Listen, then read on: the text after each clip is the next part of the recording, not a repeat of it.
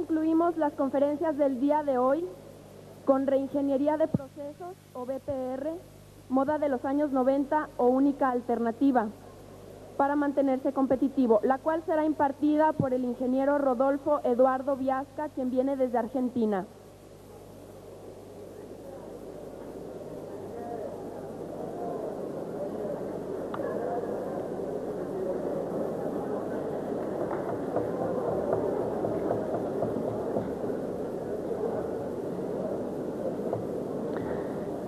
El ingeniero Rodolfo Eduardo Viasca es ingeniero industrial y doctor en administración de empresas. Él estudió en las universidades de Buenos Aires, Stanford, Berkeley en California, Nueva York, Columbia, Harvard y Minnesota.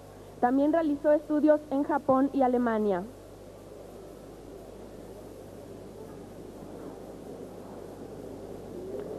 Es presidente y director de Rodolfo Viasca y Asociados, empresa consultora en reconversión empresarial, reingeniería y productividad.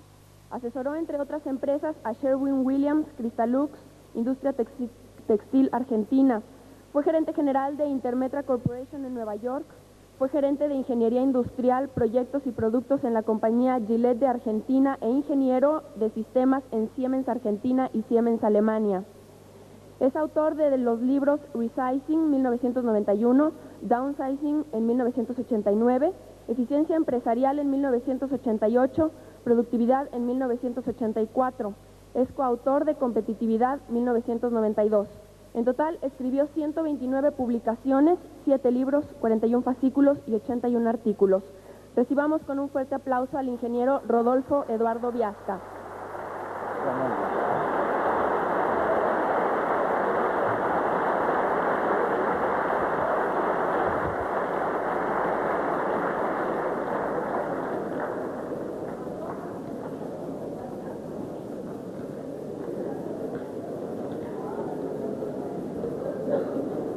Buenas tardes a todos.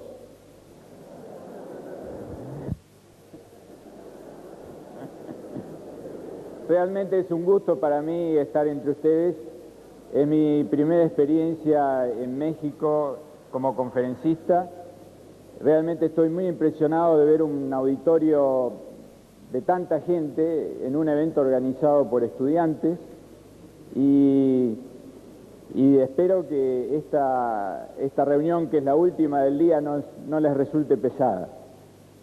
Vamos a hablar hoy sobre el tema de la reingeniería, pero de una manera muy particular. Entonces, yo no quisiera comenzar el tema sin explicarles quizás alguna parte de mi vida personal para que ustedes pudieran entender el porqué de lo que voy a decir después. Yo egresé de la Universidad de Buenos Aires en el año 67, después de 6 años de una carrera de ingeniería industrial. Bueno, en ese entonces y todavía las carreras de ingeniería industrial en la Argentina son muy largas, muy enciclopedistas. Trabajé unos años, primero en Chile, después en Alemania, como ingeniero en el área de sistemas, etc. Y en el año 71 ingreso a Gillette en Argentina en el área de ingeniería industrial, y la primera tarea que me dan es: mire, Viasca, váyase por la empresa y vea por qué este programa de reducción de costos que tenemos no funciona. Bueno, ¿qué hubieran hecho ustedes? Imagínense, con 20 y tantos años y una corta experiencia profesional, yo hice lo que ustedes hubieran hecho si les tocara un caso similar. Fui a los libros, me interioricé de experiencias, tomé los manuales de ingeniería industrial, busqué bibliografía, pensé, le pregunté a la gente, relevé, y durante el primer año comencé un programa de reducción de costos en el área de fábrica que fue muy exitoso. Como los resultados fueron tan espectaculares, la empresa me permitió en el año siguiente expandir el programa al resto de la compañía. Yo les decía: no, pero ¿cómo vamos a hacer algo solamente en fábrica? Los productos tienen que ver con comercialización, etcétera, etcétera. Los resultados también fueron espectaculares y empezó a venir gente de Estados Unidos para ver qué estaba pasando ahí, qué estaba haciendo. Y Y yo les decía que simplemente como ingeniero industrial estaba tratando de ser agente de cambio, cosa que ustedes deben haber escuchado hasta el cansancio, simplemente que lo estaba diciendo en esa época. Tanto fue el éxito que después se expandió al resto de la corporación con ligeras modificaciones, lo que yo estaba haciendo. Me promovieron en la empresa, se difundió en el país y a partir del año 74 yo ya estaba escribiendo y estaba dictando algunos seminarios sobre el tema. Bueno, en este momento pienso que había sido un poco arriesgado, ¿no es cierto? Pero ese fue el éxito. Es decir, que a los 30 años yo había sido promovido como gerente de Gillette, estaba hablando de reducción de costos, estaba hablando de mejores ganancias, estaba escribiendo, y eso signó toda mi carrera profesional. En estos 20 últimos años ya son más de 100 las empresas donde he trabajado, como gerente, como consultor, como persona que dicta seminarios internos, etcétera. Me he ido perfeccionando con las nuevas metodologías. Cuando salió todo el tema de administración estratégica, me perfeccioné en administración estratégica. Después, bueno, hice mi máster, hice mi doctorado. Cuando apareció la locura de la calidad total, me fui a Japón becado por el gobierno de Japón a ver qué pasaba con la calidad total en las empresas de Japón, para verlo en forma directa. Y así sucesivamente vi aparecer a lo largo del tiempo nuevas metodologías, nuevos criterios, nuevos enfoques. Y mi perspectiva siempre ha sido la de tratar de ver qué hay de nuevo y qué hay de rescatable, qué cosa nueva, qué cosa interesante puede aportar esa nueva metodología. En la administración de empresas no es como en la física o en la química que hay descubrimientos espectaculares. Normalmente las metodologías se apoyan sobre conceptos anteriores y generalmente hay un aporte nuevo. Yo hoy estoy súper al día porque ese es mi negocio como consultor. No puedo permitirme el lujo de no saber qué hay en un libro que salió este año sobre temas en los cuales se supone que soy especialista. Entonces, todo lo que ha salido, o gran parte de lo que ha sido publicado, lo conozco. ¿Por qué esta explicación? Porque lo que van a ver ustedes de aquí en más es un relato sencillo, es un esquema sencillo que yo les voy a presentar y que pretendo que se les grabe en la cabeza y lo recuerden durante muchos años, de tal manera que cada vez que vean aparecer un libro, cada vez que vean aparecer una reingeniería 2 o una reingeniería 3, sepan evaluar cuáles son las diferencias, cuáles son las cosas nuevas que se aportan. Vamos a ir rápido porque esta es la segunda conferencia que ustedes tienen sobre reingeniería y vamos a concentrarnos en aquellas cosas que a mi parecer son un poco diferentes en el enfoque, y voy a tratar de dejar tiempo para las preguntas, porque a mí lo que más me divierte son las preguntas. Y en todo momento voy a tratar de darles ejemplos prácticos, casos de cosas que vivo todos los días. A veces me acuerdo de las últimas empresas porque es las que tengo más frescas. La exposición está dividida entonces en 4 puntos. ¿Cómo se origina la reingeniería? Las 3 etapas que yo creo que hay que seguir para hacer una empresa más competitiva, algunos conceptos de la reingeniería que me gustaría remarcar, y después vamos a ver casos, les voy a mencionar bibliografía, etc. Este tema se origina hace mucho tiempo, es decir, las empresas vienen necesitando ser competitivas desde hace tiempo y es un tema vigente. Podemos encontrar dentro del origen aspectos referentes al entorno y aspectos que tienen que ver con distintas zonas del planeta. Es decir, esto no es nada de Estados Unidos, no es nada de América Latina, es un problema mundial. Ejemplos e historias de empresas que quieren reconvertirse, que quieren reconstruirse, las encontramos en las revistas de negocios prácticamente todas las semanas. Pero ¿cuál es el concepto fundamental?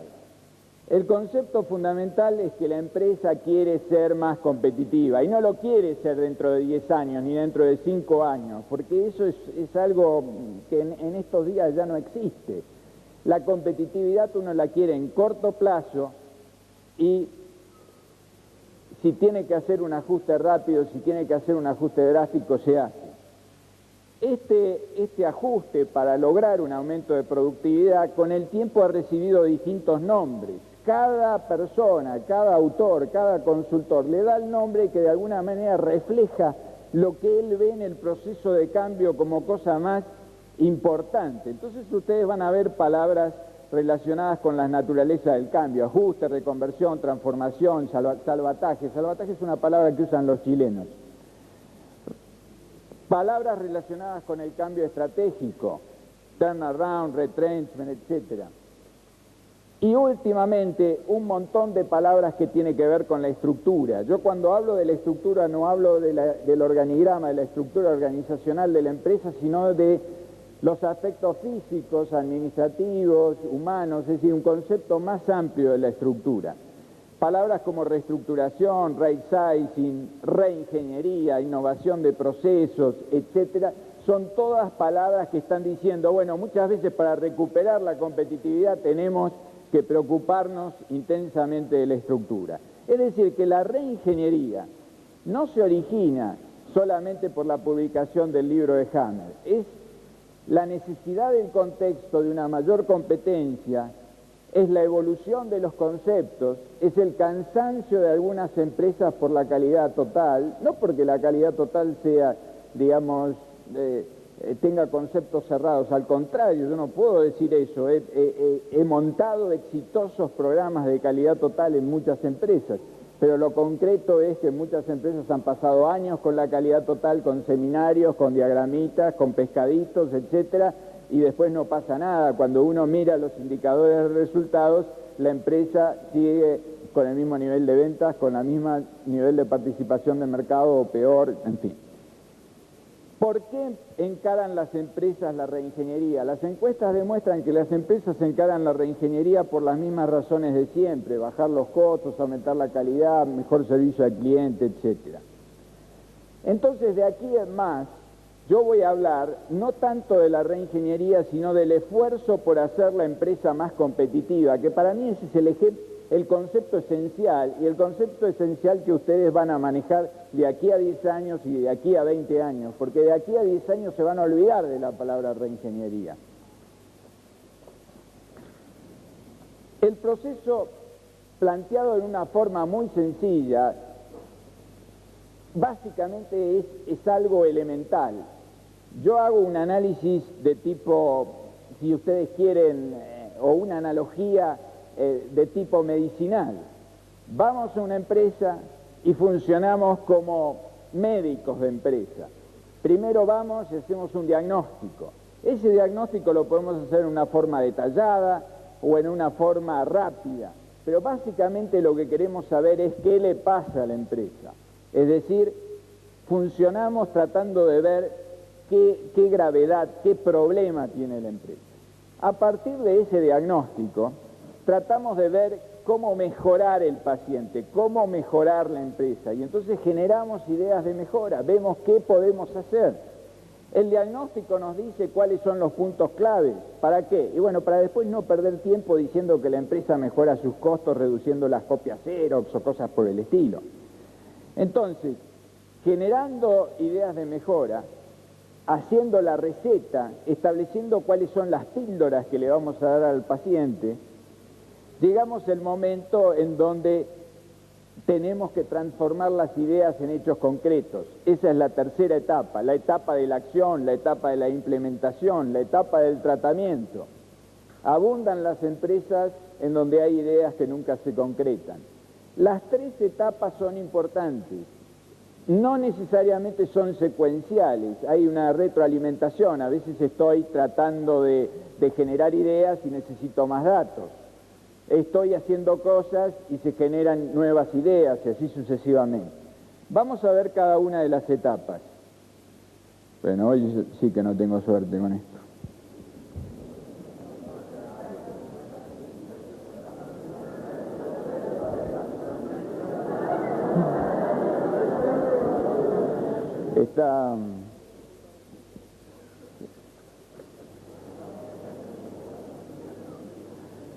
La primera etapa entonces es preguntarnos si la empresa es competitiva.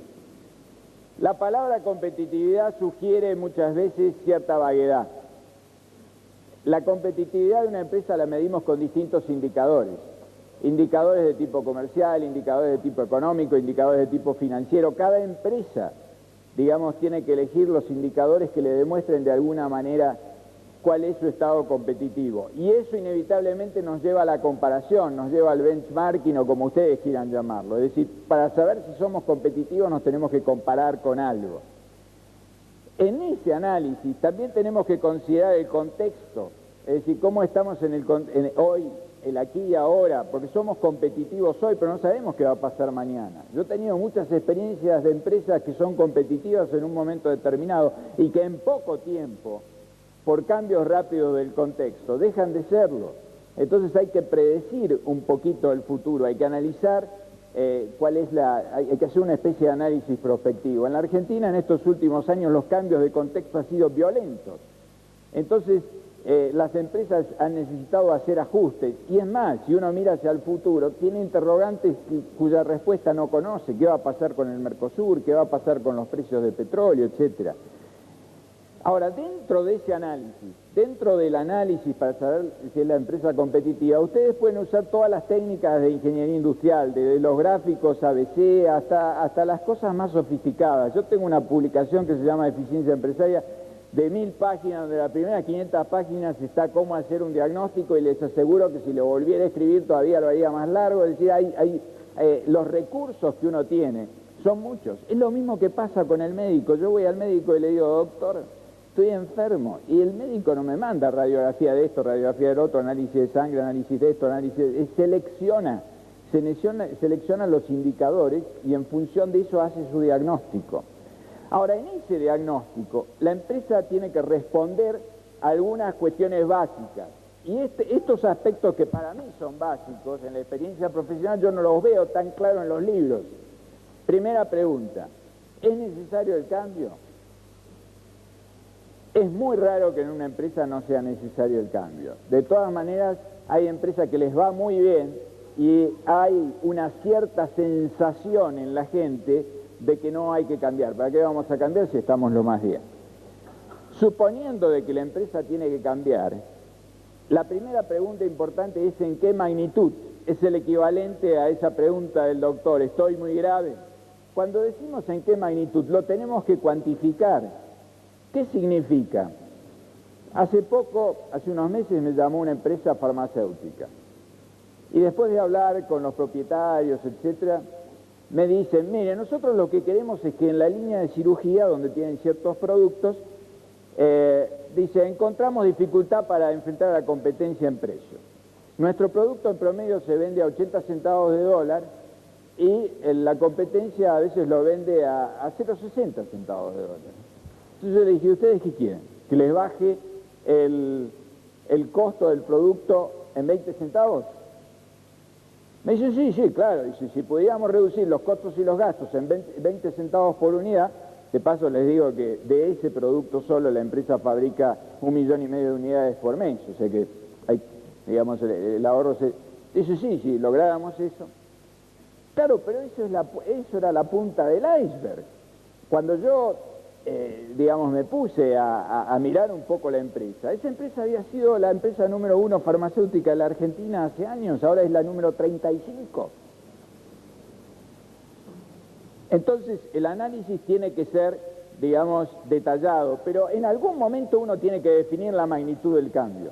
Entonces uno puede decir, bueno, en esta empresa farmacéutica, la primera etapa yo le voy a reducir en esa línea de productos los costos y gastos en 20 centavos por unidad. No va a resolver el problema competitivo total de la empresa, pero puede ser una primera etapa. En otra empresa en donde trabajé el año pasado la cosa era distinta. Me llama la empresa y me dice, mire, nosotros estamos perdiendo participación en el mercado, estamos perdiendo dinero, nos estamos endeudando fuertemente y la capacidad de endeudamiento está llegando a su límite.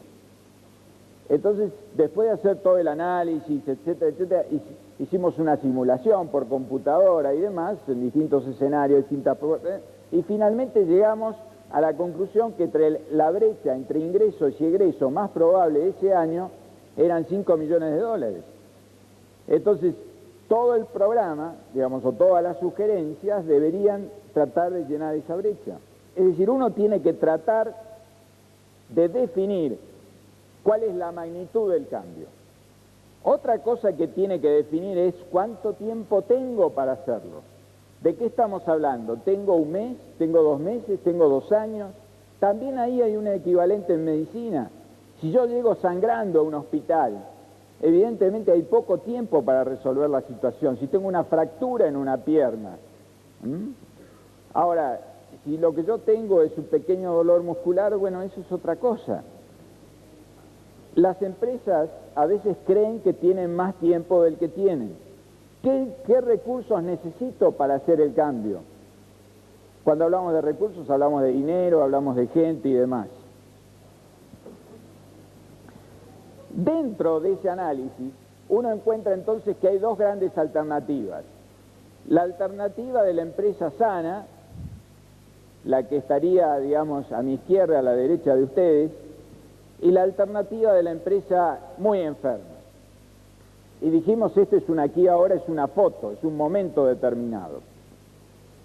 Ahora, dentro de esos 2 extremos, tenemos un gran conjunto de empresas que está medianamente sana y medianamente enferma. Les doy algunos ejemplos, digamos, rápidos. Hace unos años me llamó un banco, puedo decir los nombres, total estoy fuera de la Argentina, ninguno de ustedes va a contar estas intimidades allá. Me llama un banco, el banco francés, que en una época fue francés, ahora es argentino. Es uno de los primeros bancos privados y es muy importante. Entonces llegó el mes de octubre, ellos hacían una reunión anual y todos los gerentes, el presidente, etcétera, se reunían en un lugar lindo para analizar qué pasaba con el banco, etcétera. Y yo tenía que ser el pájaro de mal agüero que tenía que ir a hablar ahí de que había que reducir los costos, que había que reducir los gastos, que había que aumentar la competitividad, etcétera. Empieza hablando el presidente de la empresa sobre la evolución del contexto. Miren, acá en la Argentina nos estamos globalizando, no vamos a poder seguir cargándole a nuestros clientes estos precios son insólitos a nivel mundial la gente no paga lo que paga en la Argentina por el mantenimiento de una tarjeta de crédito o por una cuenta bancaria. O sea que tenemos que hacer esfuerzos para adelantarnos hacia eso. La gente lo miraba como diciendo, bueno, este hombre siempre empujando. Después aparece el número 1 de la empresa, un hombre brillante, se pone delante de la gente y le dice, bueno, yo antes de empezar a hablar voy a escribir 2 cosas. Entonces toma un papel y escribe 3A y abajo pone 20%. Bueno, dice, AAA es la calificación internacional de nuestro banco. Y 20% es el 20% de retorno de inversión que nosotros obtenemos después de impuestos. Es decir, señores, este es un magnífico banco. Yo dije, pobre de mí, yo tengo que hablar de hacer esto más competitivo. Y me costó mucho porque la gente tenía esa sensación de éxito. Y en realidad el banco era exitoso y sigue siendo exitoso porque hace cosas bien. Ahora, todo banco, toda empresa tiene a su vez cosas por mejorar. Este banco, por ejemplo, había tenido o estaba teniendo en ese momento una especie de guerra a los formularios. Habían sacado la cuenta que no sé cuántos formularios tenían, si 100 o 200, y estaban tratando de reducirlo a 0. No lo redujeron a 0, pero llegaron a 4 o 5, es decir, usaban mucho la tecnología informática. Hay empresas que son medianamente enfermas. Por ejemplo, este año me llamó una empresa cerealera argentina, muy importante, factura, digamos, tiene ventas de 450 millones de dólares. O sea, es exitosa en varios negocios. Pero en la parte de sistemas de información no sabían cómo arreglarse. Entonces, digamos, tienen un problema específico. Necesitaban una revisión completa del sistema de información, las comunicaciones, etc. Es decir, a veces las empresas están sanas, están a la derecha de ustedes y tienen algunos aspectos que mejorar. Lo mismo me pasó hace unos años cuando me llamó Norteña, una empresa cervecera uruguaya, una de las 2 empresas cerveceras grandes que hay en Uruguay. Una empresa que andaba magníficamente bien, se estaba expandiendo, exportaba, tenía precios competitivos internacionales, ganaba dinero, etcétera, etcétera, pero tenía un problema, mantenimiento. Bueno, vaya no vea, ¿no? En general digamos, muchas empresas tienen problemas en esa área. Ahora, si nos vamos un poco a la izquierda de ustedes, uno ve aparecer empresas que tienen algunos problemas cada vez mayores. Por ejemplo, el laboratorio que les estaba comentando, digamos que está como de la mitad para la izquierda. La empresa que yo les comentaba, que me llamó el año pasado y que estaba endeudada y que estaba perdiendo dinero, que estaba perdiendo participación en el mercado, que el contexto le había cambiado enormemente, porque es una empresa de servicios petroleros que fabrica y da servicio a la industria petrolera, y esa industria se desreguló totalmente en la Argentina, cambió el contexto, se abrió la economía, y entonces los mismos productos y servicios que esa empresa vende hoy en dólares, hace 3 años lo vendía al triple o al doble. Entonces le han caído los precios, bueno, los consumidores se han hecho más exigentes, se pretende más innovación y demás.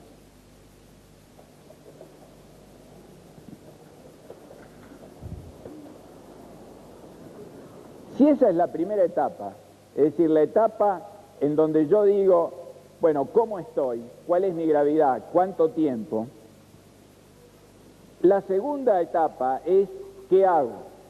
Ahora, fíjense ustedes que en el gráfico anterior, de acuerdo al relato, a medida que nos vamos hacia allá, hacia la izquierda, ¿qué es lo que sucede? Cada vez tenemos menos tiempo, cada vez es mayor la magnitud del cambio, y a su vez, cada vez tenemos más problemas con los recursos.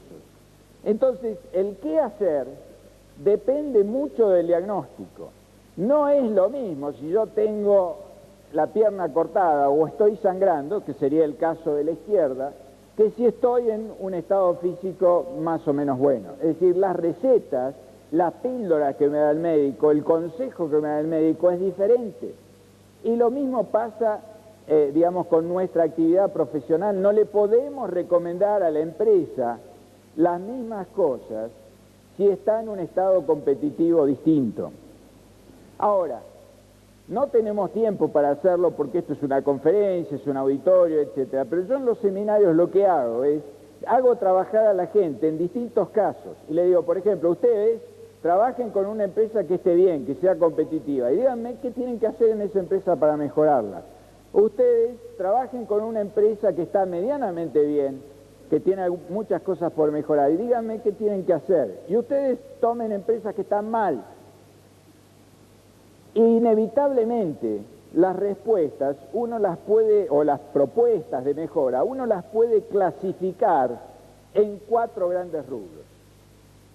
Recomendaciones que tienen que ver con la estrategia, recomendaciones que tienen que ver con la estructura, recomendaciones que tienen que ver con la mejora de los recursos humanos y la gestión, o el management, o como quieran llamarlo, y recomendaciones que tienen que ver con el aumento de productividad y la mejora de calidad. Cuando uno está a la izquierda, esa fórmula, esa receta del médico, que tiene esos 4 componentes, esas 4 píldoras de color distinto, tiene una composición diferente. Es decir, hay mayor cantidad de píldoras, hay mayor cantidad de recomendaciones de mejora en cuestiones de estrategia y en cuestiones de estructura. Es decir, cuando una empresa no tiene tiempo, ¿uno qué le recomienda? Y bueno, deje de vender productos que le dan pérdida. Si usted tiene gente de más ahí, despídala. Si usted tiene una planta antieconómica, fíjese qué va a hacer con esa planta antieconómica y así sucesivamente. Es decir, no hay tiempo para ponerse, por ejemplo, a diseñar un nuevo sistema de costos. O no hay tiempo para entrenar al personal durante un año en algo determinado. Es decir, las empresas que están a la izquierda son empresas en crisis, empresas que necesitan medidas rápidas. Por el contrario, digamos, a medida que nos vamos yendo hacia la derecha, va variando la composición de recomendaciones. Dentro de las medidas, yo insisto mucho sobre el tema de la estructura. Y ustedes lo van a ver en mis libros. Digamos, yo he dejado acá en la biblioteca del TEC 3 libros míos de resizing, como para que si alguno tiene interés tome ese tema. yo le doy mucha importancia al tema estructural. La estructura, he encontrado en mis trabajos, es una valla, es un obstáculo para la generación de nuevas estrategias y mejoras empresariales. Entonces la definición de estructura que yo planteo, como les dije antes, es una definición amplia. La importancia de la estructura, aquellos que quieren recordar un poco teoría, viene desde Chandler en el año 62, tuvo un mayor interés en los años 70 con los trabajos de Miles Snow, hubo mayores trabajos en los años 80 y hoy en día, digamos, prácticamente todos los gurús están hablando de nuevas formas estructurales. Muchos de ellos hablan de desarmar la empresa, de tomar la estructura, despiezarla y volverla a armar. Y dentro de ese concepto aparece el concepto de la reingeniería. La definición que ustedes vieron esta mañana del rediseño fundamental y radical de los procesos, etcétera, etcétera, se apoya un poco en eso. Pero fíjense ustedes que en esa definición hay algunos aspectos que quizás no se dicen tan claramente, pero que sí se dicen, digamos, cuando uno lee el detalle de los libros. Es decir, la modificación de los procesos implica cambios en las personas y implica el uso de una tecnología distinta. Para enfatizar un poco el concepto de la reingeniería, yo he puesto ahí dos ejemplos, uno en manufactura y otro en el área comercial, para que se vea de que una mejora, por ejemplo, en un área de ventas, puede ser aumentar la productividad de un vendedor programándole las visitas o programándole los recorridos. Un rediseño puede ser cambiar la organización de vendedores. Si antes estaban organizados por zona geográfica, ahora organizarlos por clientes o tipo de clientes. La reingeniería va más profundamente, va a preguntas un poco más esenciales, como el decir, ¿tengo que vender con vendedores? ¿O puedo vender por catálogo, por telemarketing o con un sistema de distribuidores? Por esa razón, digamos, hay otros autores que han aparecido después de Michael Hammer que enfatizan otros aspectos de la reingeniería. Morris y Brandon enfatizan más el tema de la estrategia, la necesidad de redefinir el negocio. En las palabras de Hammer, el tema de los procesos parece central. En las palabras de Brandon y Morris, la palabra de estrategia aparece como fundamental. Ahora, hay una polémica. ¿Es algo nuevo la reingeniería? ¿Es algo útil? ¿Es algo distinto? Bueno, ahí es como todo, hay diversas opiniones. Desde las palabras ácidas de Juran dijo, es una moda, simplemente lo que hizo Hammer es crear su propia colina para ser el rey de la colina.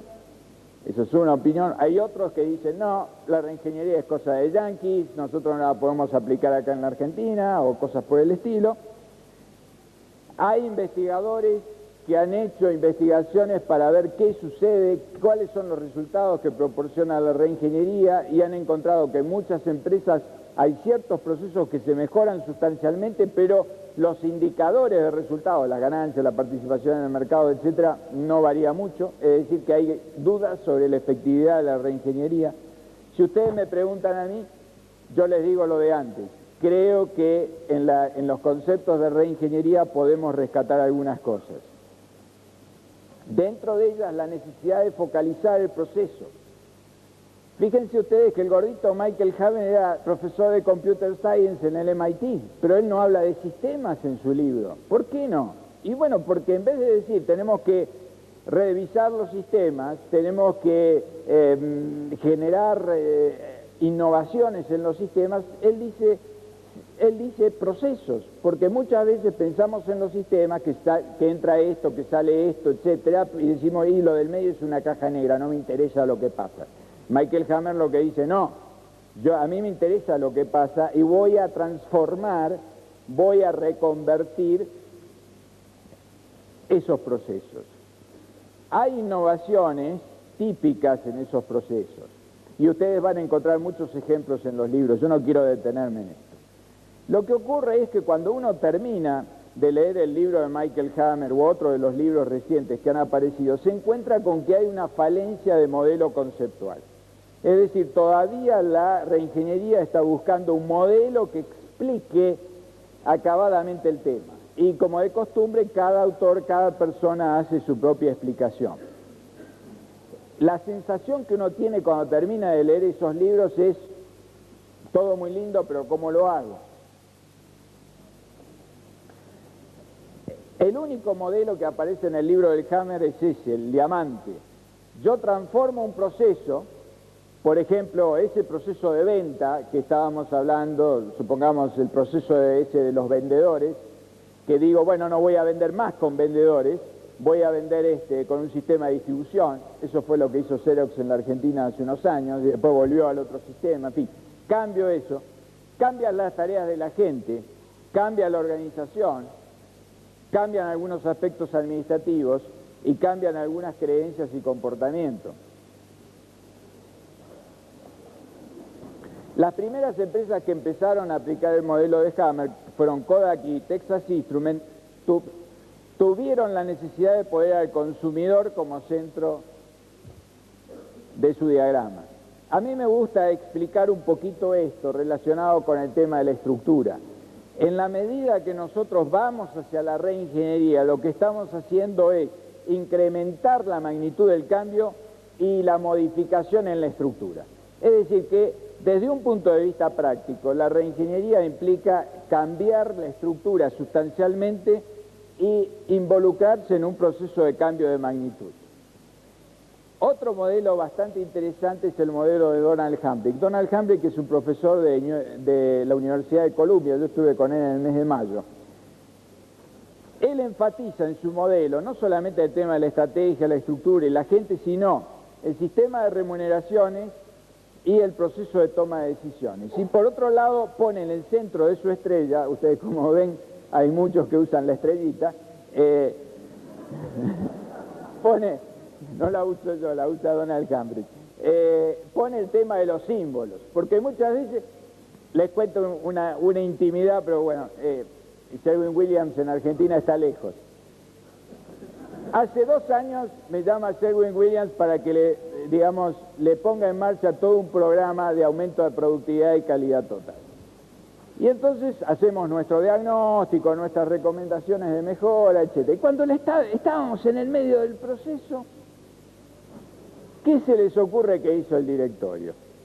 Como la economía argentina estaba un poco mejor y se estaba vendiendo un poco más de pintura y qué sé yo, tomaron la sabia decisión de cambiarse todos los automóviles, cambiarse todos los carros. Entonces de un día para otro yo entré ahí en la fábrica y había 15 autos todos nuevos, 15 automóviles todos nuevos, uno japonés, otro americano. Ahora se imaginan ustedes el símbolo, el mensaje, ir a hablarle a la gente de que había que desperdiciar menos, de que había que aumentar la productividad. Este modelo de Donald Hambrick es el modelo que usó Jack Welch en General Electric para transformar General Electric. Yo he visto videos de Jack Welch y ustedes seguramente habrán visto que han aparecido algunos libros hablando de la transformación de General Electric. Bueno, Jack Welch habla y habla y habla, pero lo que está detrás de sus palabras es la estrella de Donald Hambrick. Es decir, como de costumbre, todos conceptualizamos algo con algún modelo, sintetizamos la realidad, hacemos abstracciones, y ningún modelo es mejor que otro, simplemente el conocerlos nos da una idea de cuáles son los puntos donde conviene concentrarse. Ahora, ¿qué significa la reingeniería? ¿Qué significa la reingeniería a lo Hammer, digamos, tal cual está explicada en los libros que están apareciendo? La reingeniería implica que cambian las tareas, cambia la organización, cambia la conducción, cambia el control, cambia el sistema de remuneraciones, cambian las creencias y el comportamiento. Ahora, todo eso va de la mano, es decir, está de acuerdo con conceptos como empresa orientada al cliente, empowerment, organizaciones chatas, trabajo en grupo, liderazgo participativo, costos basados en actividades y remuneración por resultados. Ahora, yo les voy a contar algunas experiencias mías de tipo personal. El año pasado, cuando yo trabajo con esta empresa petrolera, me encuentro la sorpresa de que alguien había decidido en la dirección de que los costos, la información de costos no la tenía que conocer, tenía que conocerla algunas pocas personas porque la competencia se podía enterar. Entonces, esta empresa, cuya sede central está en Buenos Aires, las zonas petroleras están la más cerca a 1.500 kilómetros, la más lejos a 2.500 kilómetros, y además tenía sucursales, tenía, digamos, oficinas y fábricas y centros de servicio en esas zonas petroleras, pero ocurría que esas fábricas, esas zonas de servicio, después los vendedores o la gente que asistía técnicamente al cliente tenía que irse 100, 200, 300 kilómetros al pozo petrolero.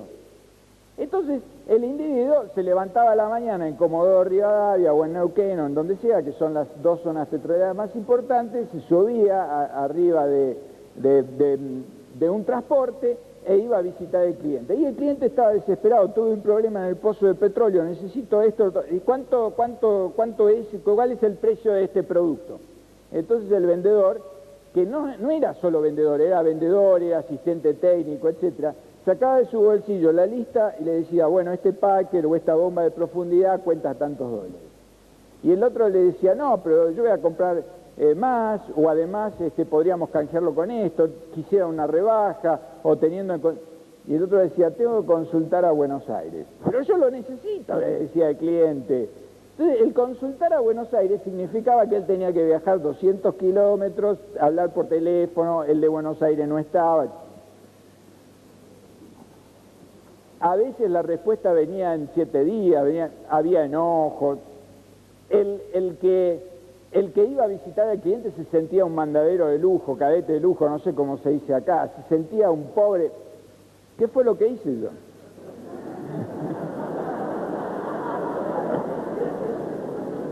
Lo primero que tuve que hacer es convencer que la información de costos la tenía que conocer todo el mundo hasta cierto nivel.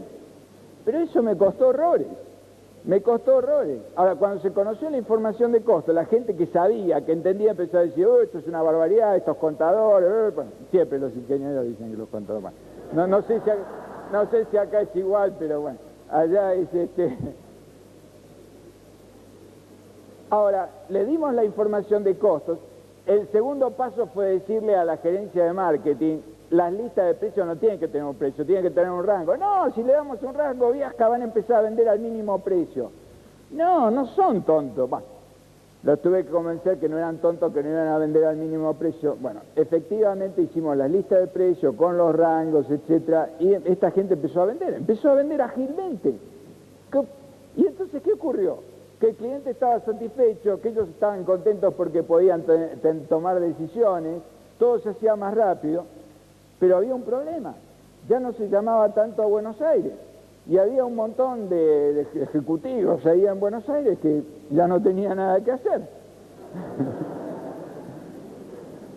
Bueno, o sea que, como ustedes ven, a veces estas ideas brillantes del empowerment, de las organizaciones chatas y demás, pueden traer algunas consecuencias medias.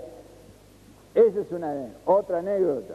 Pero esta es más reciente, de la semana pasada, antes de venir acá. El avión mío salía el día viernes para México de la semana pasada, y el día jueves yo entrego mi informe a este laboratorio farmacéutico y tengo una junta con los principales dueños.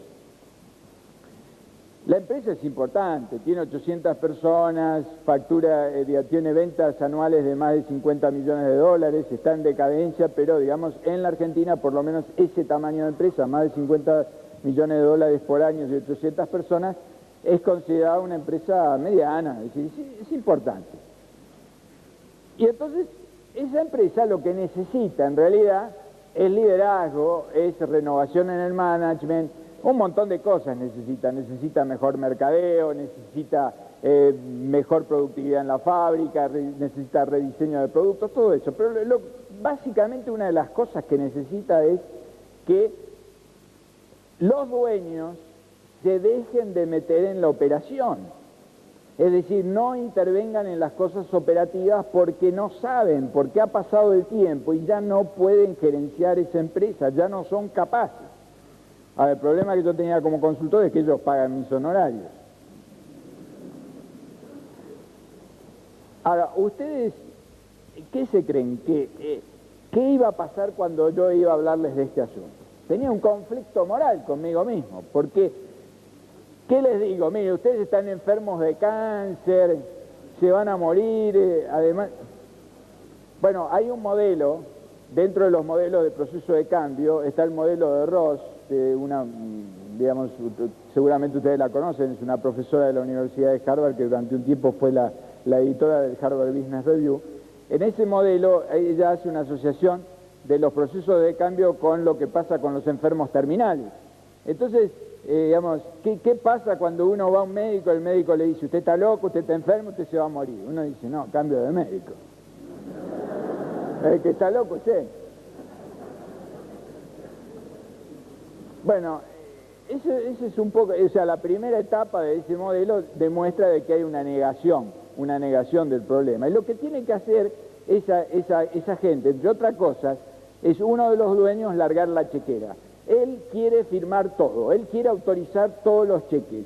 Todas las cosas que se compran las quiere firmar él, pero no sabe nada, porque además no tiene criterio para definir si, digamos, hay que comprar 30.000 unidades de una caja de cartón corrugado o hay que comprar 3.000 unidades. Y tampoco sabe cuál es el lote óptimo de compra, ni sabe cuál es la variación de precio en función de cantidad, ni nada por el estilo. Entonces, en un momento de la reunión, yo lo miré fijo a esa persona y le digo, no sé cómo se dice acá al librito de los cheques, nosotros le decimos chequera. Le digo, ¿usted va a soltar la chequera o no la va a soltar? ¿Usted se la va a dar a alguien o no se la va a dar? ¿O se la va a guardar ahí en el bolsillo bien fuerte? Y dice, no, yo la chequera me la voy a quedar. Entonces, muchas veces hablamos de la reingeniería, decimos liderazgo participativo. Hay un montón de empresas en la Argentina que todavía son bien autoritarias, bien machistas los que están arriba. Uno habla con ellos, graduados universitarios, fueron a todos los cursos, todos los seminarios, saben las ventajas de trabajar en grupo, saben la ventaja de delegar, etcétera, pero no delegan.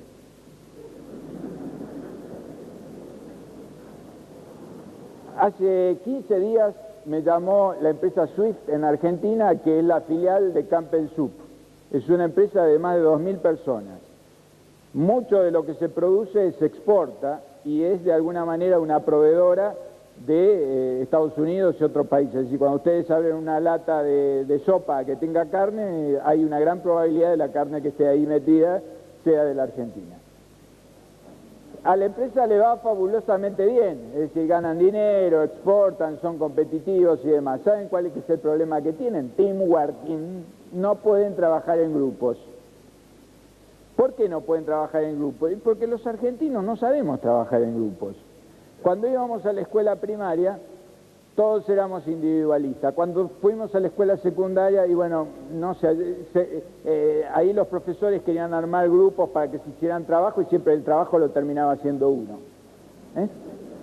Entonces, cuando llegan a la empresa, uno dice, no, ahora los sectores tienen que estar interrelacionados, hay que trabajar como hermanos.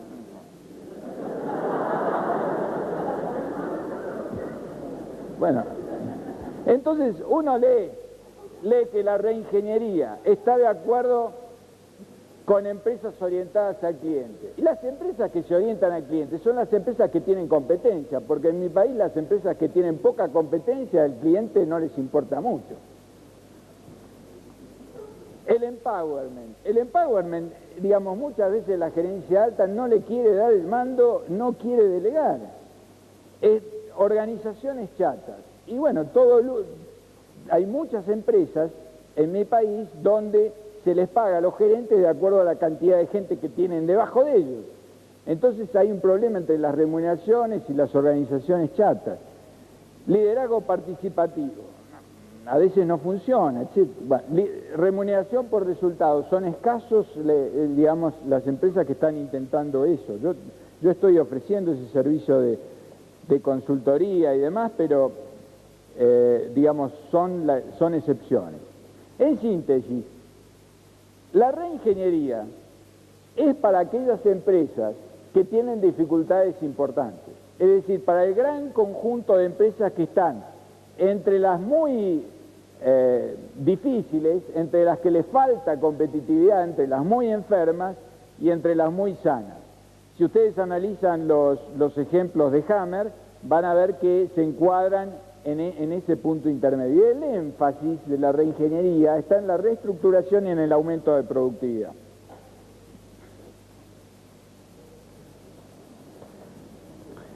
En el caso de las empresas que están bien, ahí los conceptos que habitualmente se manejan son los de calidad total, mejoramiento continuo, Kaizen, etc. Y el énfasis está en la satisfacción del cliente, en la gestión participativa, en la actitud del personal, en la innovación, en una mayor productividad, en la baja del costo de la no calidad, etc. No podemos decir entonces que hay un antagonismo entre los enfoques. No podemos decir lo que dice el libro de Hammer, que reingeniería no es tal cosa, reingeniería no es tal cosa, esto es malo, esto es bueno, como dicen algunos autores. No, lo que tenemos que entender es que como ingenieros industriales, nosotros tenemos como una caja de herramientas. Es decir, tenemos un conjunto de herramientas, un conjunto de modelos, un conjunto de metodologías para mejorar la empresa. Como el médico tiene un conjunto de píldoras y un conjunto de remedios para mejorar al paciente. Algunas píldoras y algunas herramientas se llamarán resizing, otras herramientas se llamarán mejoramiento continuo, otras se llamarán reingeniería. Yo tengo que hacer la receta adecuada para mejorar mi paciente. Si mi paciente es una empresa autoritaria, si mi paciente es una empresa que no puede trabajar en grupo, si mi paciente... Yo no puedo recomendarle misiones imposibles. Yo tengo que buscar la mejora del enfermo, es decir, tengo que mejorarle la competitividad. Y para mejorarle la competitividad yo deberé elegir con criterio aquello que sea más útil. Entonces, a medida que pasen los años van a ir apareciendo enfoques diferentes, técnicas diferentes. Ustedes tendrán que ubicarlas, tendrán que saber qué están ahí, qué tienen de bueno, qué tienen de malo y usarlas en el momento apropiado. La reingeniería tiene algunos conceptos que son interesantes. Por ejemplo, preocúpese del proceso y no define el proceso según los sectores organizativos, porque a veces conviene elegir un proceso o un sistema que vaya a través de las áreas organizativas. Un concepto interesante. Segundo concepto interesante, haga mejoras sin preconceptos, haga mejoras dramáticas, haga mejoras sustanciales, no haga mejoras cosméticas. Yo me he encontrado algunos planes de sugerencia en algunas empresas. Hace un tiempo había visto uno, habían premiado una sugerencia, había oficinas y digamos, la fábrica era un poco antigua, entonces había pasillos que a veces, digamos, se cruzaban en 90 grados. Entonces lo que ocurría es que venía una persona ahí caminando fuertemente, venía otra fuertemente apurada y a veces chocaban. Entonces a uno se le ocurrió poner algunos espejos para que de alguna manera no sucediera ese choque. Le dieron un premio. Entonces yo pregunté cuál fue el indicador clave de resultados que se había mejorado. No sé cómo lo dicen acá, nosotros decimos chichones cuando se forma un bulto en la cabeza y alguien se golpea. Bueno, es la disminución de esos golpes. Entonces la reingeniería dice, no, usted tiene que fijarse en los indicadores de resultados. Indicadores de resultados como satisfacción al cliente, utilidades, participación en el mercado, calidad de los productos, costos, tiempo de despacho, etcétera. Esos son indicadores buenos. En el año 92 yo empecé a trabajar con una empresa uruguaya, Pailana, que es una empresa textil lanera, que exporta el 95% de la producción. Y uno de los problemas que ellos tenían era el envío de muestra a Europa y Estados Unidos. En la industria textil todavía la gente cuando compra muchas veces quiere ver el material, quiere tocarlo, quiere palparlo, quiere compararlo. Entonces, típicamente un empresario de Londres pedía muestras a Italia, pedía a Francia, pedía al Uruguay y decía, bueno, yo espero hasta el 10 de octubre. Si el 10 de octubre no llegaba la muestra de Pailana, elegía entre otras. Entonces, era importante el tiempo de entrega de la muestra. Entonces, eso era uno de los tantos temas, pero ese sí era un indicador clave de resultado, porque tenía que ver con la gestión comercial, tenía que ver con la estrategia, tenía que ver con la competencia. Bueno, lo primero que tuvimos que hacer era ver cuál era el tiempo de entrega promedio de muestras. Hicimos la estadística, etcétera, era en promedio 60 días. Y había algunas muestras especiales que se entregaban a los 100 días. Entonces nos preguntamos, y ahí viene el benchmarking, ahí viene la comparación internacional, nos preguntamos cuánto es lo que demoran los italianos, porque los italianos son bastante ágiles, por lo menos en ese tipo de prenda y en ese tipo de movimiento. Los italianos demoraban 30 días, entonces nos fijamos un objetivo de 20 días. Entonces dijimos, bueno, el tiempo de entrega de muestras, por más que Uruguay esté ahí en el fondo del mundo, tiene que ser 20 días. Y ustedes no se imaginan el problema, porque la fábrica no está en Montevideo, está en Paysandú, que hay en medio del campo, la gente tranquila. Uno le dice que la muestra tiene que llegar a Londres y lo miran. Los primeros días que yo iba con mi automóvil tenía que tener cuidado porque por ahí se me cruzaba una vaca en el... Y incluso ellos tienen un dicho, como la empresa se llama Pailana, y la gente que va ahí se aquieta un poco, dice que se pailaniza, es decir, bueno, es como que se adormece. Bueno, entonces yo tenía que despertarlos. Y lo hicimos. Eso fue una reingeniería. Lo hicimos porque para hacer las muestras en 20 días tuvimos que hacer prácticamente una fábrica de muestras en paralelo a la fábrica normal. Tuvimos que cambiar la programación, tuvimos que cambiar los despachos, cambiar los transportes, etcétera, pero llegamos al promedio de 20 días. Entonces, creo que ese concepto de reingeniería es un concepto válido. Vayamos a la tercera etapa. En mi libro de productividad del año 84, que es un libro que tiene color ladrillo, y que ya está agotado, así que no van a tener la tortura ni la oportunidad de torturarse con su lectura. Yo le dediqué muchísimo espacio a la implementación, porque no sé cómo será en México, pero en la Argentina a todo el mundo le gusta hablar y hablar y hablar.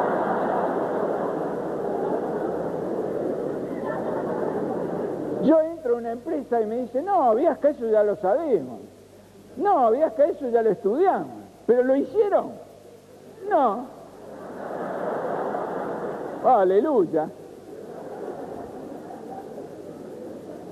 Entonces, parte de nuestro desafío, una vez que tenemos claro qué es lo que tenemos que hacer, es llevar adelante las recomendaciones, porque si no es como ir al médico que le dice, mire, usted no tiene que comer manteca, usted tiene que hacer ejercicio, etc. Después uno va a la casa, se sienta a la mesa y come los fideos. Bueno.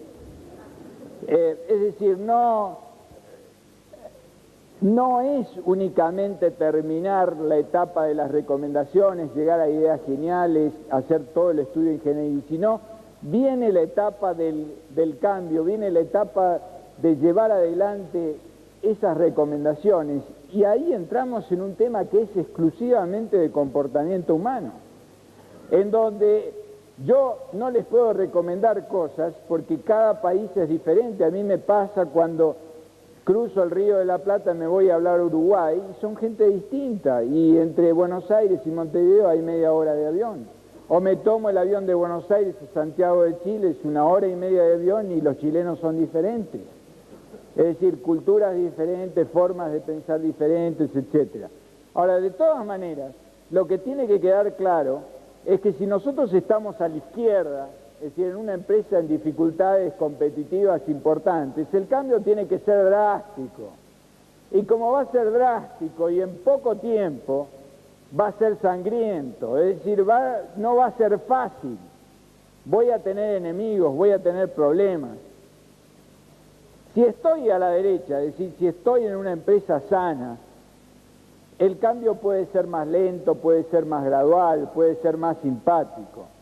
Ahora, de todas maneras, desde el punto de vista práctico, ustedes cuando encaren un proceso de cambio van a tener que encarar 3 o 4 cosas fundamentales.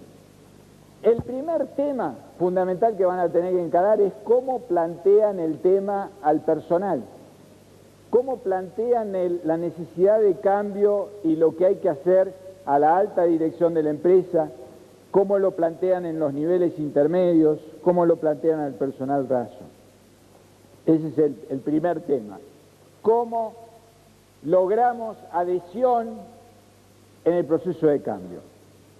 El segundo tema es tener claridad en los obstáculos. No hacerse la fantasía de que esto va a ser un camino sobre un lecho de rosas. No, esto es algo complicado. Uno tiene obstáculos externos, por ejemplo los sindicatos, uno tiene obstáculos internos de tipo humano o de falta de recursos.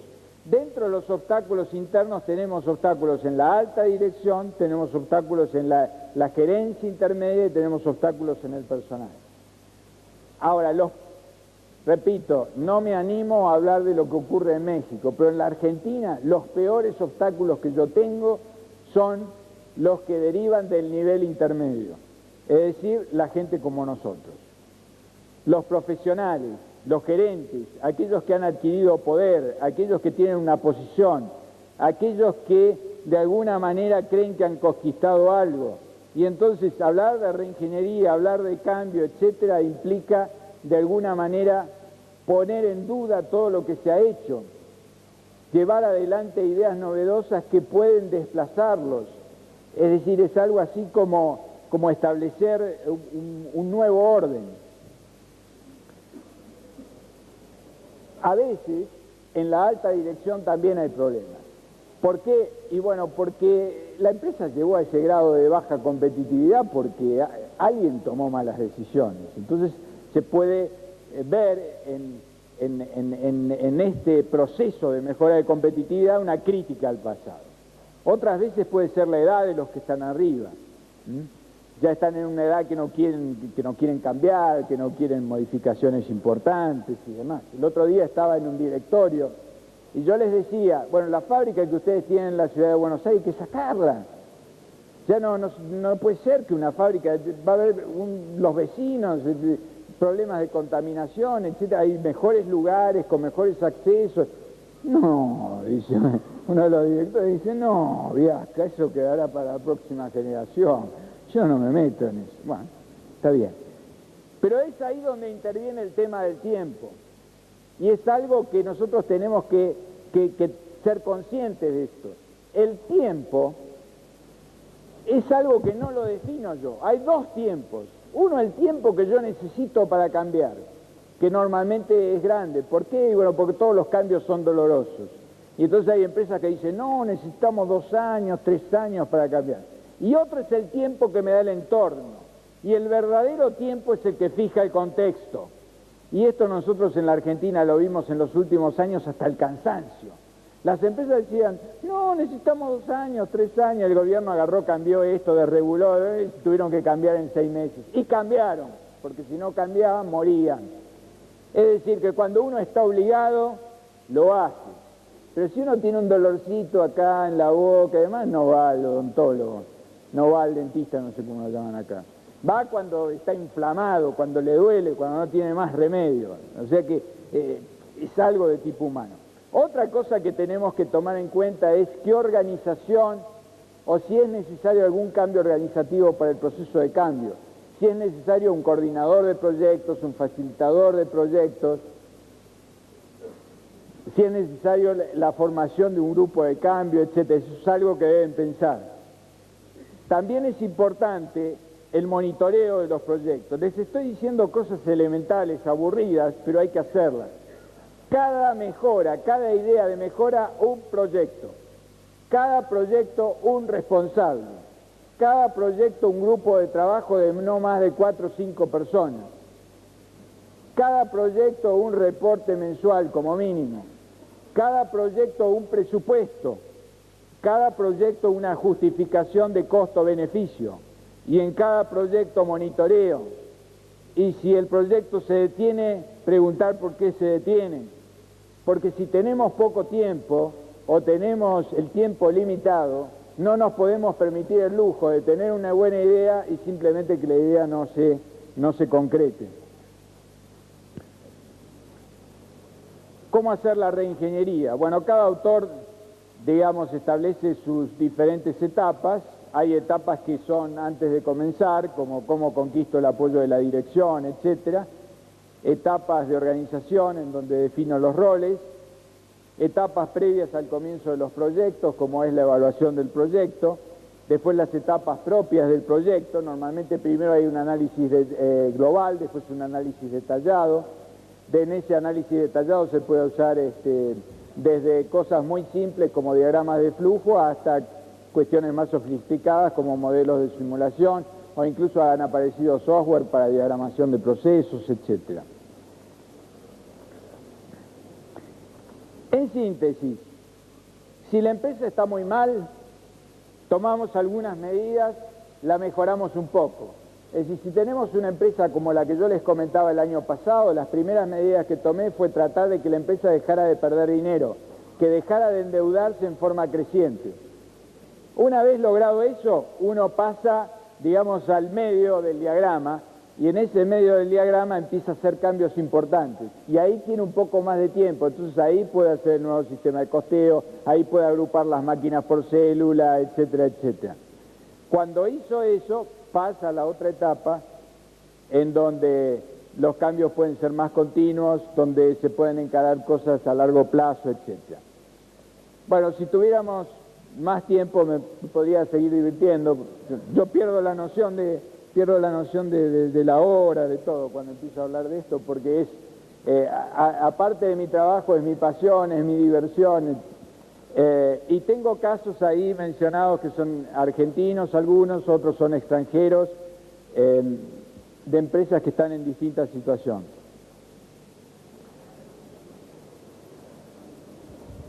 Este es el diagrama que hemos visto, de una sencillez tremenda, y espero que se lo guarden en la cabeza. Les repito que no es un diagrama secuencial, no es que hago el diagnóstico, después determino las oportunidades de mejora y después las implemento. Normalmente lo que ocurre es que en la medida en que empiezo a implementar las ideas de mejora, van surgiendo nuevas ideas de mejora.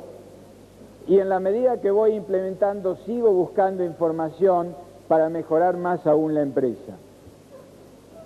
Bibliografía. Como todo lo que vimos es muy superficial, yo les quisiera mencionar alguna bibliografía. Bueno, primero la autopropaganda, mi libro, la sinceridad ante todo, mi libro de Resizing, donde hay 3 partes, una parte de tratamiento de empresas enfermas y, digamos, una segunda y tercera parte para aquellas empresas que tienen un poco más de tiempo. Yo ya les dije, he dejado unos cuantos ejemplares en la biblioteca para alguno que tenga curiosidad y quiera leerlo. El libro clásico de Michael Hammer, escrito en inglés el año pasado y traducido al castellano este año, se está vendiendo en México. Es un libro ameno, es un libro fácil de leer, es un libro divertido, no es demasiado práctico, pero es una introducción al tema de la reingeniería. Ha aparecido también este año un libro de McGraw-Hill, Morris y Brandon. Yo pregunté aquí en el stand de McGraw-Hill si lo tenían, la persona que lo atendía ni sabía que existía. Pero yo lo he visto en la Ciudad de México, está en las librerías. Ya que mencioné el stand de McGraw-Hill, al lado del stand de McGraw-Hill puse folletos de mis publicaciones, de mis actividades. Si les interesa se los pueden llevar. También este año ha aparecido un libro del Instituto Americano de Ingenieros Industriales que tiene 11 casos. Es bastante interesante el leer esos 11 casos, porque entonces uno se da cuenta de cómo las empresas llaman reingeniería prácticamente a cualquier cosa. Es decir, es como que ha aparecido un nuevo rótulo. Dentro de esas lecturas que son interesantes, ustedes van a poder distinguir, si les quedó en la cabeza mi diagrama, qué empresas realmente están haciendo reingeniería y qué empresas simplemente están haciendo algún tipo de mejora. Hay algunos casos exagerados, por ejemplo el caso de Eastman Chemical, que dice que bueno, que llegó a la reingeniería porque estudiaron que el personal de mantenimiento perdía más de la mitad del tiempo en ordenar repuestos y materiales para hacer las reparaciones. Y que después hicieron todo un análisis y después de 2 años y medio lograron mejoras. Y que eso los llevó entonces a aplicar. O sea, ustedes tendrán que tornarse críticos en la lectura y saber discriminar aquellos aportes buenos de aquellos que son, de aquellos que no lo son. Este es el libro de Davenport. Davenport es un profesor de Harvard, apareció el año pasado, es un libro aburrido, bastante aburrido de leer, pero tiene una ventaja, es muy específico, es más concreto que el libro de Hammer. O sea, tiene algunas tablas, tiene algunos conceptos, porque uno habla de los procesos y, por ejemplo, Davenport lo que da son ejemplos de procesos. Dice, bueno, en esta empresa los macroprocesos serán estos, los subprocesos serán estos, es decir, hay un aporte, pero hay que sufrir un poco la tortura de la lectura. Este libro, publicado también este año, en el año 94 por Apex, que habla de los sistemas de información, le han puesto reingeniería de los sistemas de información o de resultados o de lo que sea. Eso, yo lo puse ahí como ejemplo, no como recomendación, sino como ejemplo de libro que le ponen reingeniería simplemente para que esté un poco al tono de la moda. Estaba pensando yo en Resizing quinta edición ponerle reingeniería abajo.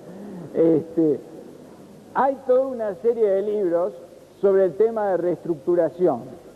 Libros que fueron apareciendo a partir del año 87 y que son muy interesantes y que traen conceptos que van de la mano con el tema de reingeniería. Este es un libro publicado también en este año, en el año 94, por la Universidad de Harvard.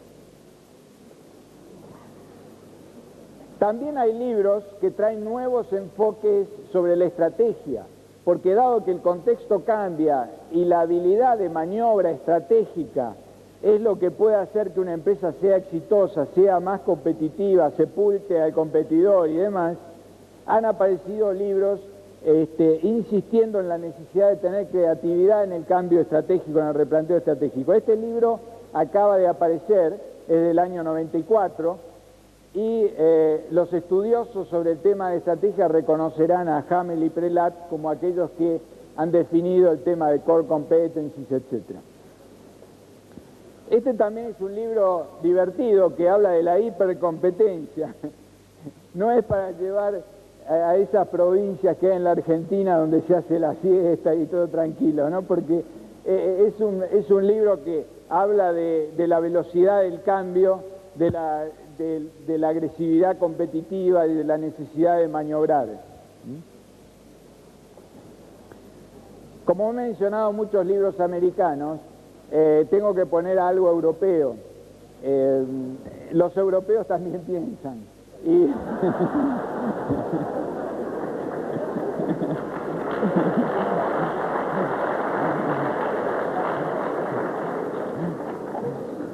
esta es una publicación británica que se especializa en la administración del proceso de cambio y que recopila casos de reingeniería de empresas europeas. O sea, está publicado en Londres, pero los casos que están ahí en general son de empresas europeas.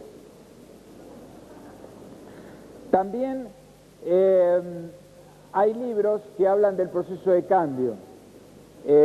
Algunos son libros típicamente de comportamiento humano y otros hablan de la dificultad de hacer el cambio. Este es un libro que apareció el año pasado y a mí me parece bastante interesante, por lo menos para la tercera etapa del modelo planteado. Bueno, esto es todo. Muchas gracias.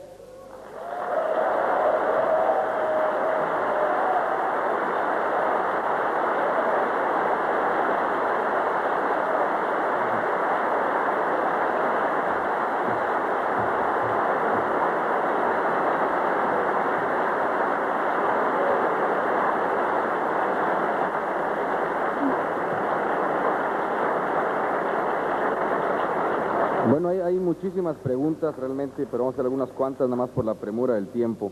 Dice la primera, ¿por qué parecen estar peleados el TQM y la reingeniería? Perdón, ¿me la puede repetir? Sí, claro, con mucho gusto. Sí. ¿Por qué parecen estar peleados el TQM y la reingeniería?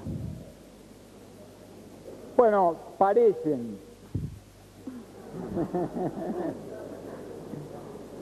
Lo que ocurre es lo siguiente. A veces el problema no está en las herramientas, sino en la aplicación de las herramientas. Si uno ha tenido una experiencia mala con un médico, no puede decir que la medicina sea mala.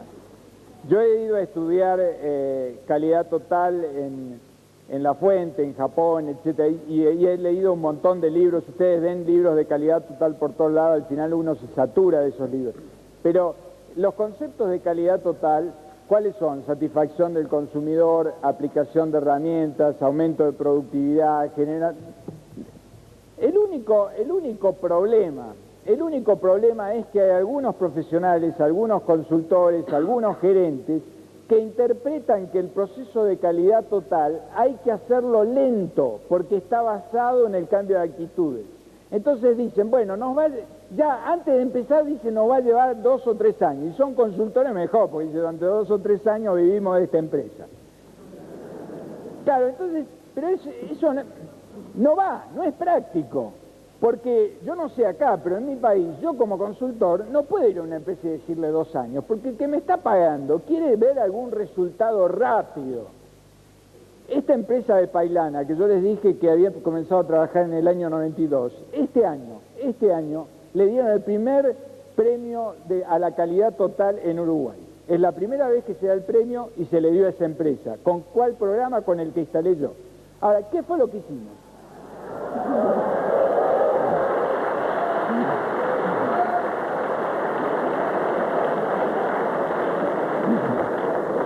Qué modestia, ¿no? Bueno, les voy a explicar qué fue lo que hicimos. Estábamos en la etapa de diagnóstico y la gente era escéptica. La gente todavía miraba con desconfianza lo que estábamos haciendo. En general, como consultores siempre trabajamos en conjunto con la empresa y adentro de la empresa desde el inicio. Entonces yo dije, bueno, a esta gente les voy a hacer un efecto de demostración. Dije, voy a ver qué tema puedo tomar que sea muy práctico, que sea muy tangible. Normalmente los temas que son más tangibles son o los de ventas o los de fábrica, porque son los temas operativos. Entonces en la fábrica que estaba en Paysandú había un problema, que era el problema del stock, del inventario, de un inventario intermedio, de hilado, antes de la tejeduría. Había mucha variedad de ítems, había mucho dinero, había millones de dólares ahí, había mucho espacio ocupado. Y entonces yo les dije, miren, vamos a probar la metodología de la calidad total. Vamos a hacer un grupo de 4 o 5 personas voluntarias, vamos a fijar un líder, pero eso va con la calidad total. Ahora, ahí le agregué el ingrediente Viasca, que es un poco el ingrediente de la reingeniería. Vamos a fijar un objetivo de mejora significativa. No es que el grupo se va a poner a platicar, a ver el inventario, esto, y a los 3 meses el inventario va a seguir igual. No, en un mes yo les dije, vamos a bajar el inventario a la mitad. Y me dijeron, no, la fábrica se va a parar. Ustedes son argentinos, no entienden nada. Vieron que uno nunca entiende nada cuando entra una empresa. Esta empresa es única, no es igual a otra, bueno, toda esa historia.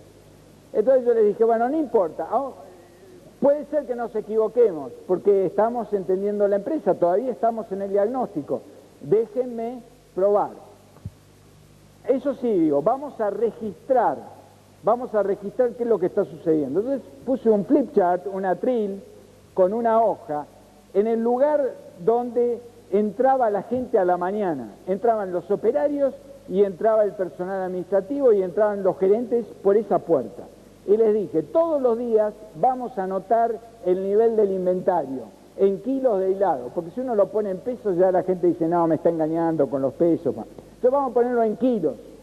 Y al lado vamos a anotar los metros cuadrados ocupados en el almacén. El gerente de programación de la producción estaba loco, porque decía, no, esto no sé. Después yo voy a tener que resolver la situación. Empezamos a notar. A los 30 días bajó a la mitad. Me decían, Viasca, la fábrica se va a parar. Pare la experiencia. No. Le digo, ahora que llegamos a la mitad vamos a llegar a la cuarta parte. Y llegamos a la cuarta parte y la fábrica no se paró. Pero eso sí, aplicamos la metodología de la calidad total. El grupo se reunía, se fijaba un horario, la gente estaba en el horario, se buscaba información, se hacían diagramas, se hacía un resumen después de terminada la reunión, se investigaba, se le preguntaba a la gente operativa. Es decir, que los conceptos de la calidad total son buenos, pero lo que hay que agregarle a los conceptos de la calidad total es un poco lo que nos está diciendo la definición de la reingeniería. No hagamos calidad total para platicar, hagamos calidad total para mejorar los indicadores de resultados y hagamos calidad total tratando de mejorar significativamente los procesos. ¿Hay algún libro de calidad total que diga que no hay que mejorar significativamente los procesos? ¿Hay algún libro de calidad total que no diga que hay que mejorar los indicadores esenciales de la empresa? No, no lo hay. Es la práctica. Este año, la Academia de Management de Estados Unidos tiene un par de revistas, una es el Review y otra es el Journal. Normalmente son revistas que consultan los profesores, etcétera, y están normalmente en todas las bibliotecas. Hay un número especial dedicado al tema de calidad total. Y uno de los artículos menciona o está tratando de explicar el por qué fracasan esos problemas. Ya están cansados de la noche mexicana. Yo también voy a la noche mexicana.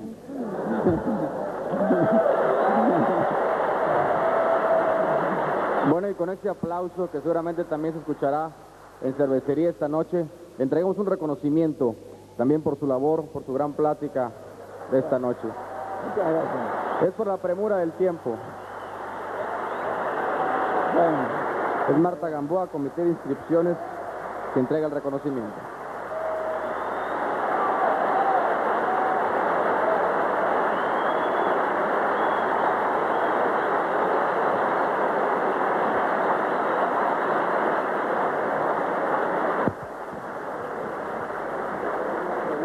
Le entregamos más. Acerca de los camiones, hoy en la tarde a las 7 van a llegar a los hoteles, a las 7:20 van a salir rumbo a los jardines de cervecería donde se llevará a cabo la noche mexicana. El regreso de los jardines de cervecería a los hoteles va a ser a la 1 de la mañana. Esto es debido a que las conferencias empiezan mañana a las 8:15, por lo que los camiones mañana van a salir de los hoteles a las 7:40 rumbo al auditorio. Así que los que no quieran dormir, no pueden dormir. Se vienen seguidito, no hay ningún problema. Y los audífonos nada más pasarlos a entregar, por favor. Esta noche es larga y mañana aún más. Gracias. Hasta entonces.